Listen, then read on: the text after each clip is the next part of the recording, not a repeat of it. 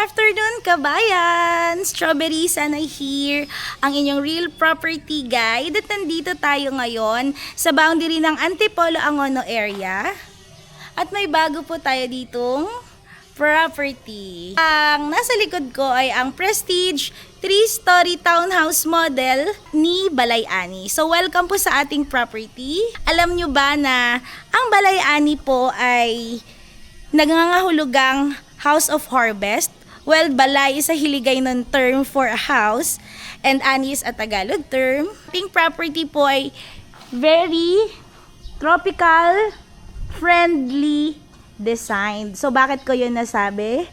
Kasi ang ating property ay nakadesign based sa tropical weather ng Philippines. And may design po siya sa harap na parang mukhang black sa harapan dahil yan po ang nagbibigay ng natural light sa buong bahay. Ganon din po, weatherproof din po yan. Nakakapagbigay po siya ng pantay-pantay na daloy ng hangin sa ating property. And yet, nakakapagbigay din siya ng protection laban naman sa harsh na weather ng Philippines. So, nandito po ang ating actual turnover. Pero bago yan, ito naman po yung mga details ng ating property. So, Balay Ani's Prestige model is a 3-story townhouse with carport but has 5 levels po.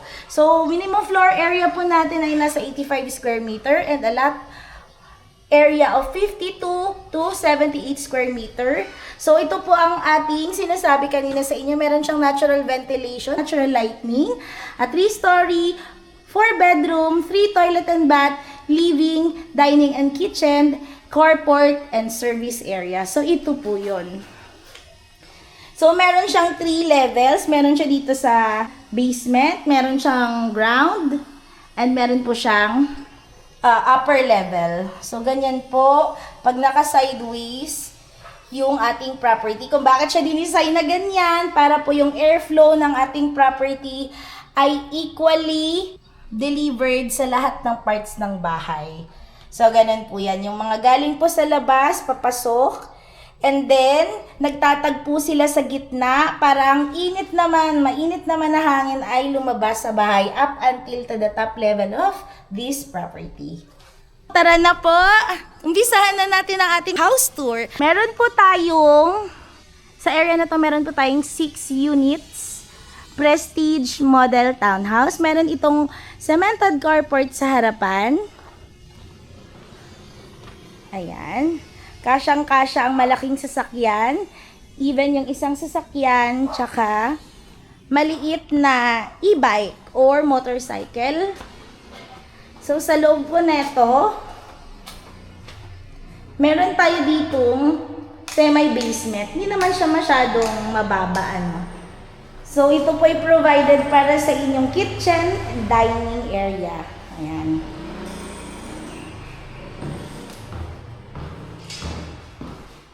Ngayon, siguro wala pa po kayong idea anong pwede nyong gawin sa ganitong open layout ng property.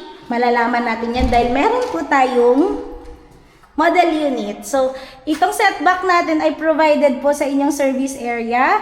Pwedeng dito po ang inyong laundry. Tapos pwede po kayong maglagay dito ng customized po na clothes hanger. Ayan. Meron na rin po itong nakaabang na mga light fixtures. Akit po tayo ulit sa upper ground. So, kung medyo pong malaki yung inyong pamilya, kasyang-kasya dito, ano po. So, this is the second level of our property. Meron po tayong common toilet dito pag akit nyo. Meron na rin po siyang shower fixture, lavatory, and toilet. At meron po tayong unang room sa area na to.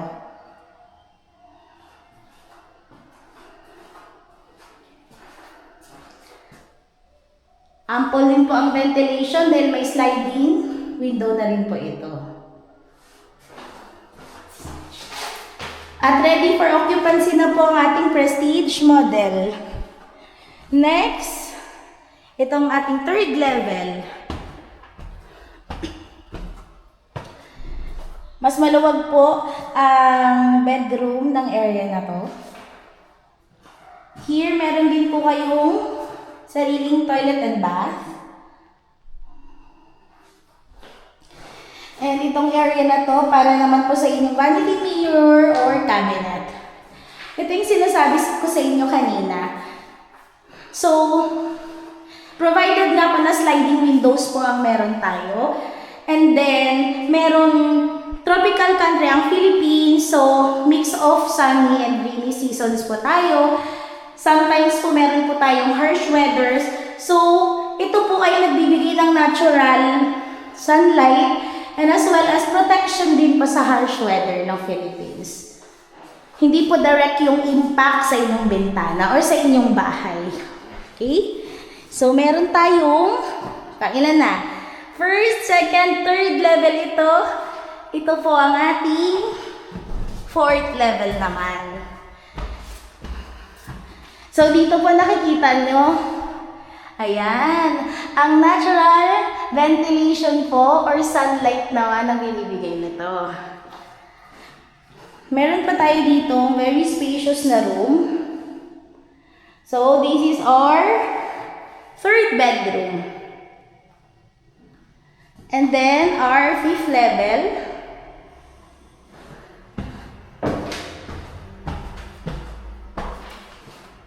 Ito po ang ating fifth level. Meron din itong sariling toilet and bath. Ayan.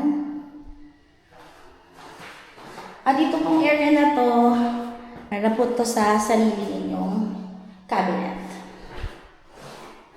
Puntahan naman natin ngayon ang ating model unit. Tara!